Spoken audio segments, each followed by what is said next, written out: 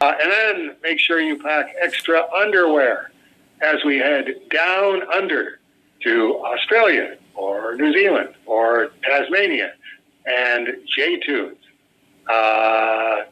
J-Toons is in Singapore, isn't he?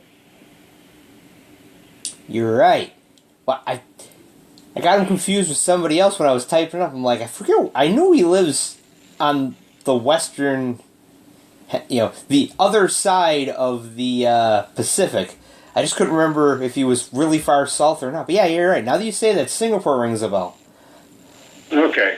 We could both be wrong. It could be Thailand. A different bell for somebody else. But I'm pretty sure that I remember that. And yes, extra underwear, but we're not packing any winter wear because it's summer down under. You lucky folks. Who asks? Thank you, Matt, for passing my previous 2 questions to Dave, and thank you, Dave, for answering them. You're quite welcome. Thank you for asking. I've been rereading through some service issues 1 to 47 to 50. Dave's amount of growth as both a writer and a comic book artist, visual storyteller is undeniable. Even a critic I just heard a few minutes ago pointed this out. I'm hoping that's the situation. It's hard to tell because we've been in the middle of cancel culture for so long. That wasn't an issue of how good a writer or comic book artist are you. It's how sharply do you toe the feminist line, and if you don't, then no critic is going to say anything nice about you. So my questions: 1, do you ever get burned out? And if so, how do you work around it? No, I don't. I have to say, I've never gotten burned out doing comics. I've gotten tired where I go, this is taking way too long. Page 632 of Strange Death of Alex Raymond was one of those where I want to do a page a week, and after I get the page done for that week, I like to have a day or a day and a half where I can do other comics, other drawings, just as exercise. But in terms of getting burned out, no, there's always the challenge. As soon as I'm looking at a comic, as an example, David Birdsong's Secret Origins book, Service in Hell book, which I'm working on right now, tweaking it. It's just what I do by nature. Where's the gag here? Can I make it funnier? What's missing here? What should I leave alone? And how little tweaking can I do? Because it is David Birdsong's book. It's not my book. But I can go cheerfully from that to, as I will be doing when I start working again tomorrow, from, okay, here's my 4-page story that's going to be in Secret Origins, and where's the gag? How do I need to phrase this? How do I make it funnier? How do I punch up the layout on it? And always with one eye on the clock. It's like, okay, been working on this for 15 minutes. I'm not getting anywhere with it. Let's switch over to laying out Strange Death of Alex Raymond, 634. Okay, here's 633. Read the end of it. Here's the text for 634. Right, I know exactly what I'm doing. I know what the elements are. Now I just have to enlarge them, reduce them, design the background, and start working on it. So whatever it is that I'm working on in terms of comics, it's okay. Here's where I am on this comic book. Here's how much time I'm going to put in on it. And apart from getting tired because I'm 68 years old, and if it's not a caffeine day, which is Monday and Wednesday, then after the 3 o'clock prayer, I'm going to have a nap. And whenever I wake up, I wake up. Sometimes it's 40 minutes later, in which case my creativity is in the driver's seat. That's enough sleeping, Grandpa. We want to get back to what we're working on. Or I fall asleep at 20 after 3 and wake up and it's almost 5 o'clock. And it's like, okay, Grandpa's been, yesterday was caffeine day, and Grandpa actually got up around 21-hour day, and Grandpa is 68 years old. So Grandpa going to get tired. Number 2, what in the world is this issue of cancel America, Cerebus in hell? It's so funny. Didn't care for a few of the more salacious jokes, but the rest was biting, hilarious social commentary that I enjoy. What Mad used to be, a magazine that I only recently discovered inspired your work, your early work, as it does mine. Yes, and I see your influences there as well, J. Toons. Where, here's a fellow Mad fan. Given the recent results of the U.S. elections, there's certainly a market for this. I laugh every time I read it, and thank you for it. Okay, we'll deal with that one. Sean Robinson was the one who came up with the Cancel America cover and got it to me, and it was, okay, I know exactly what I want to do with this. You're basically doing, the United States is turning into a communist country, and if we were doing Captain America now, he would be more like Captain Russia. You're an American. You came up with this idea. I'll take the handoff and see how far down the field I can get with it. But this is going to be like shooting ducks in a barrel. And Cancel America is definitely in a league of its own in terms of the 80 or so Cerebus in Hell with a question mark comic books. Every week I get the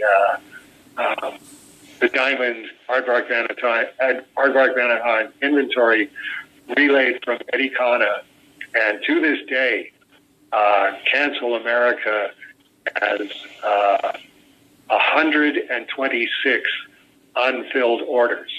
The next one, in terms of unfilled orders, in terms of Cerebus in Hell with a question mark, is maybe 15, maybe 7. So yeah, it's definitely in a league of its own. It was on whatever that chart is that they have online of books that just came out and are now starting to hockey stick upward in terms of what people are paying for them. It's 8:15 here. Can we just do a spontaneous? Can you search online what a Cancel America #1 is going for? Sure, keep going, and I'll get back to you in a matter of seconds. All right. I gotta say, the only book that beats Cancel America on the Diamond inventory for unfilled orders, like I say, Cancel America, Diamond their system is still wide open for 126 more of the unsigned and 35 of the signed edition. Is Laura McFarlane, Benjamin Hobbs' wife, Strangers in Cerebus, has 145 unfilled orders. So we're still at the point where most of the comic book deals is going Service in Hell with a question mark, like Dave Sim, doesn't exist. We'll just ignore anything having to do with it. Move along, nothing to see here. Someday we're coming out of that, and I think, we're going to do a Service in Hell with a question mark classic, and those will be the two that we do. Or Sean Robinson is more than welcome to do his own Cancel America, since it was his idea as part of Living the Line. Or Benjamin Hobbs and Laura McFarlane are more than welcome to do their own edition of Strangers in Therapists #1, because, like I say, they're in a category all their own. I suggested doing a Strangers in Therapists #1 reprint, and do a new cover on the second printing, which would be a photo of Benjamin and Laura with little baby Lily Marie. And that got shot down in a hurry. But I still think it's a great idea. I think it would make one of those moment covers that you really don't associate with Dave Sim and Sarah, to say the least.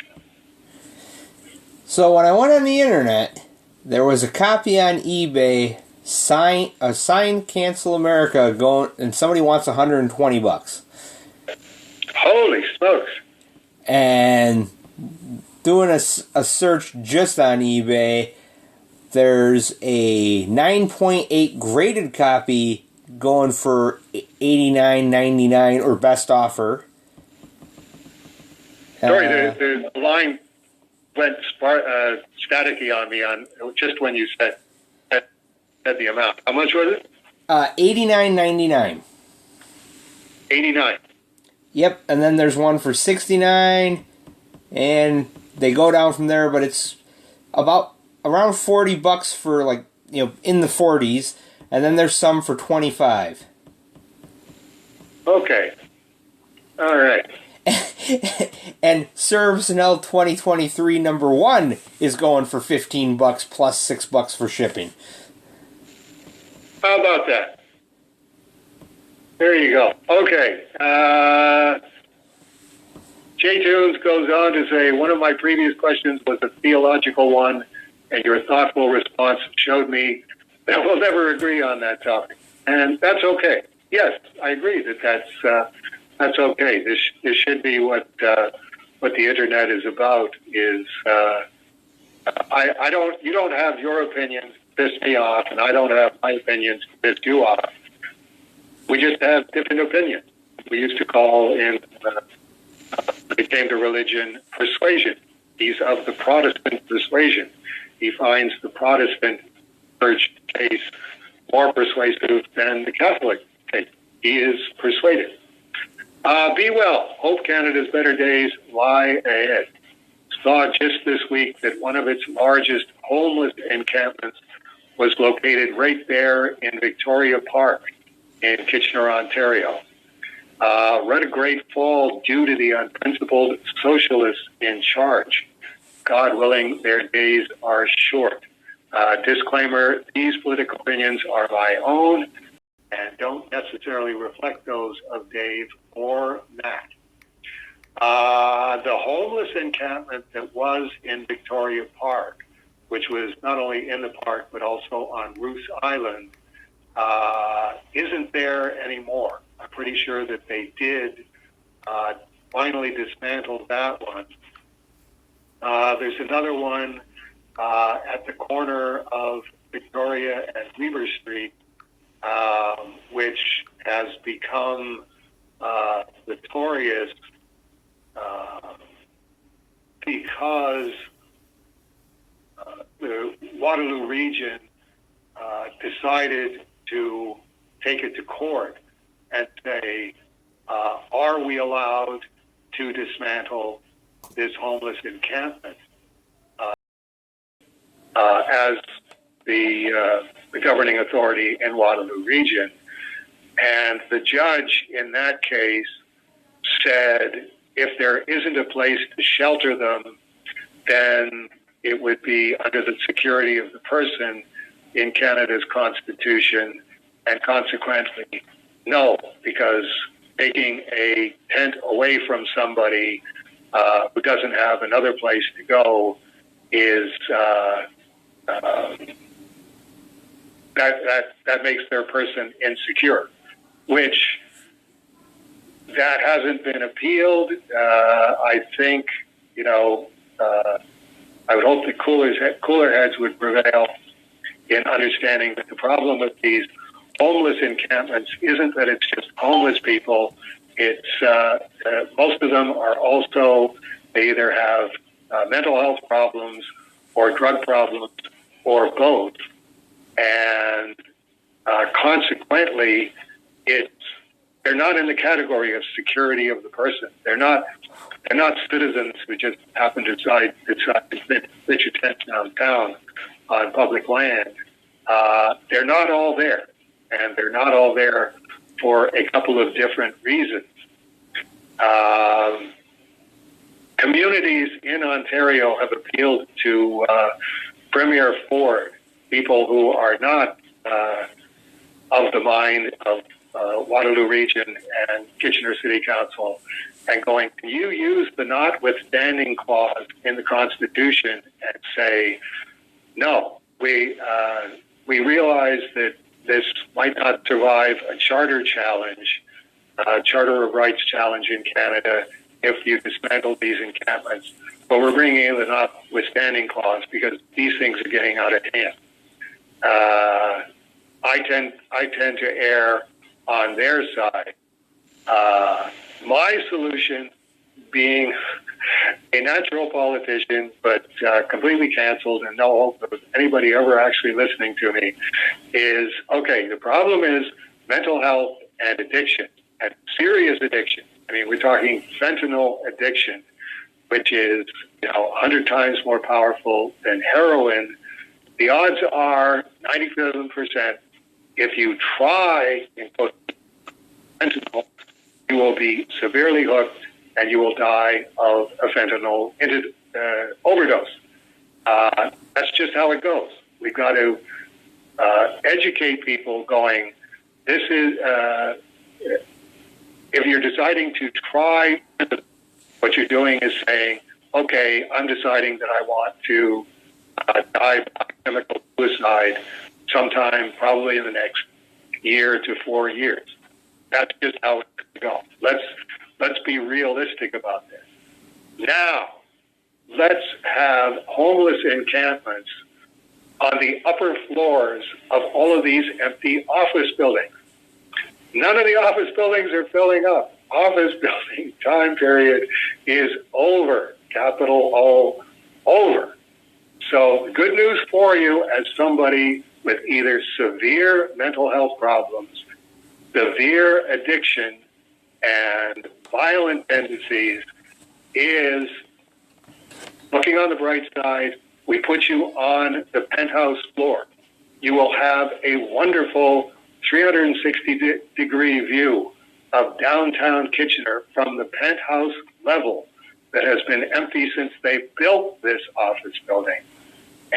But you'll be in a rubber room, and you can earn your way down from the penthouse, so that security is at the penthouse level, at the strongest security. Let's say floor number 17 is the next one, floor number 16. If you just are a human being, not getting in people's faces, not being violent, not talking crazy, not screaming at the top of your lungs, you can gradually earn your way down from the penthouse level to whatever level you are able to handle. And then from that point, you do hit a floor where, okay, now you're allowed to go out and come in as you choose. But if you start acting crazy and screaming and harassing women and doing whatever else that you're not allowed to do, sorry, you're going back up to the penthouse. That, I think, is the situation that we have happening just about everywhere.